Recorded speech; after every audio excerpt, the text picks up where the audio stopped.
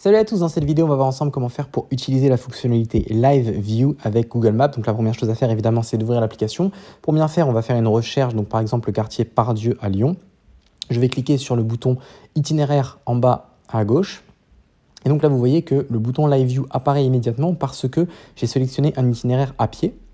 Juste à côté de démarrer, vous voyez le Live View. Mais si j'avais sélectionné par défaut un itinéraire en voiture, je n'aurais pas pu utiliser la fonctionnalité Live View. Pour que ça fonctionne, il faut forcément être sur un itinéraire à pied.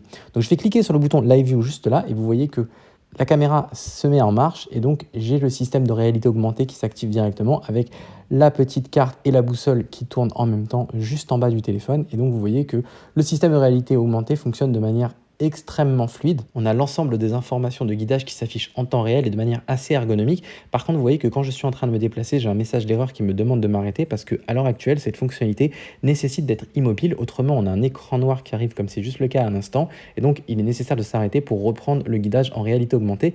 Donc, c'est uniquement un outil de guidage statique, mais pas du tout dynamique comme on peut avoir sur certains véhicules type Mercedes où on va avoir un GPS couplé à la caméra.